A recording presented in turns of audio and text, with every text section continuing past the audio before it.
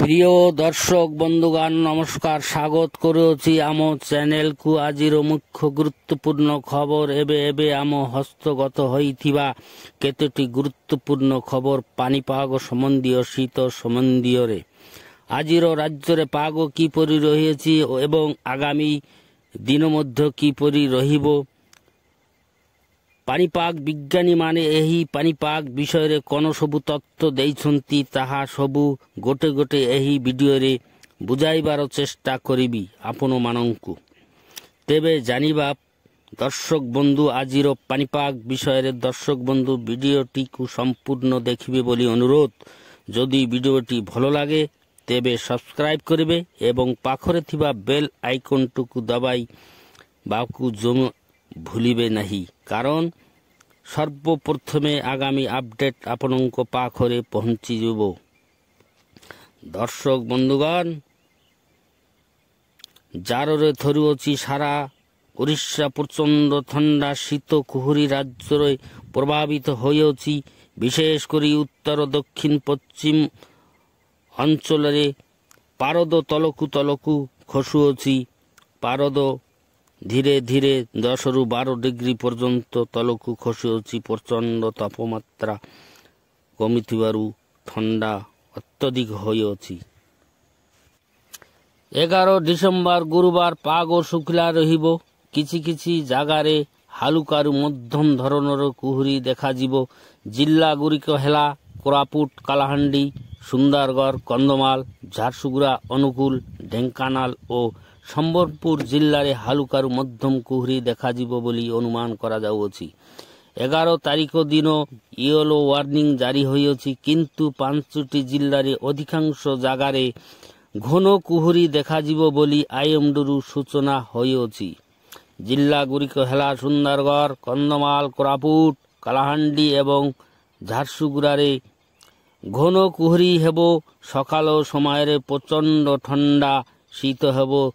ଯେମିତି ଜିଲ୍ଲାଗୁଡ଼ିକ ହେଲା ସୁନ୍ଦରଗଡ଼, ଅନୁଗୁଳ, ଝାରସୁଗୁଡ଼ା, କେନ୍ଦ୍ରାପଡ଼ା, କଟକ, ଜଗତସିଂହପୁର, ଯାଜପୁର, ଖୋର୍ଦ୍ଧା, ନବରଙ୍ଗପୁର, ଢେଙ୍କାନାଳ, କଳାହାଣ୍ଡି, ବୌଦ୍ଧ ଓ କନ୍ଧମାଳ ଜିଲ୍ଲାରେ ହାଡ଼ଭଙ୍ଗା ଶୀତ ଅନୁଭବ ହେବ ବୋଲି ଆଇଏମ୍ଡିରୁ ସୂଚନା ମିଳିଅଛି। ଏହିସବୁ ଜିଲ୍ଲାରେ ସବୁଠାରୁ କମ୍ ତାପମାତ୍ରା ରେକର୍ଡ ହୋଇଛି। ଯେମିତି ଜିଲ୍ଲାଗୁଡ଼ିକ ହେଲା କୋରାପୁଟରେ 10.7 ଡିଗ୍ରୀ, କଳାହାଣ୍ଡିଠାରେ 8.8 ଡିଗ୍ରୀ, ସୁନ୍ଦରଗଡ଼ରେ 9.2 ଡିଗ୍ରୀ, କନ୍ଧମାଳରେ 6.5 ଡିଗ୍ରୀ, ଝାରସୁଗୁଡ଼ାରେ 7 ଡିଗ୍ରୀ, ଅନୁଗୁଳରେ 9 ଡିଗ୍ରୀ, ଢେଙ୍କାନାଳରେ 11.9 ଡିଗ୍ରୀ ଓ ସମ୍ବଲପୁର ଜିଲ୍ଲାରେ ରେକର୍ଡ ହୋଇଅଛି 11.4 ଡିଗ୍ରୀ।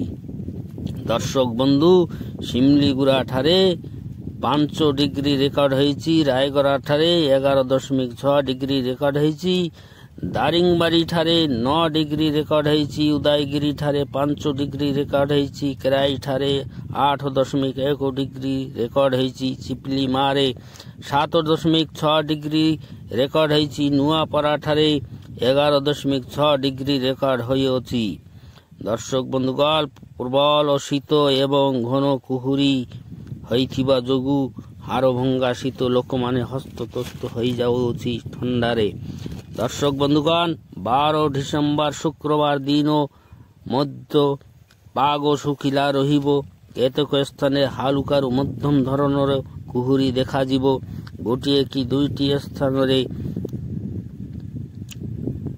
କୋରାପୁଟ, କଳାହାଣ୍ଡି, କନ୍ଧମାଳ, ଅନୁଗୁଳ, ଢେଙ୍କାନାଳ, ସମ୍ବଲପୁର, ସୁନ୍ଦରଗଡ଼ ଓ ଝାରସୁଗୁଡ଼ା ଏହିସବୁ ଜିଲ୍ଲାରେ ୟେଲୋ ୱାର୍ଣ୍ଣିଂ ଜାରି ହୋଇଛି। ଏହିସବୁ ଜିଲ୍ଲା ମଧ୍ୟରୁ କେତେକ ଜିଲ୍ଲାରେ ଘନ କୁହୁଡ଼ି ମଧ୍ୟ ଦେଖାଯିବ। ଗୋଟିଏ କି ଦୁଇଟି ସ୍ଥାନରେ।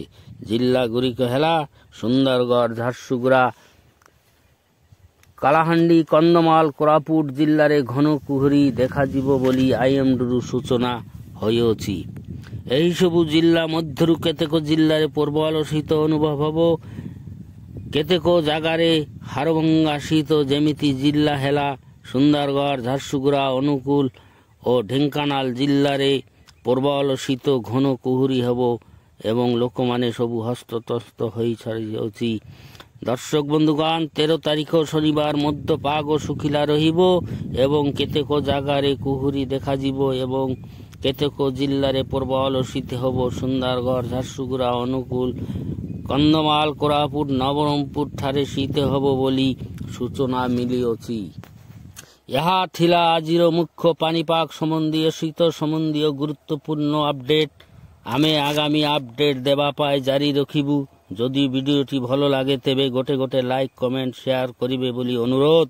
ଚ୍ୟାନେଲଟିକୁ ସବସ୍କ୍ରାଇବ୍ କରିବେ ବୋଲି ମଧ୍ୟ ଅନୁରୋଧ। ଏହିପରି ଭିଡ଼ିଓ ପାଇଁ ଆମ ସହିତ ଜରି ରୁହନ୍ତୁ। ଆଜି ପାଇଁ ଏତିକି, ଦେଖାହେବ ଆଗାମୀ ଭିଡ଼ିଓରେ। ଧନ୍ୟବାଦ। ଜୟ ଜଗନ୍ନାଥ।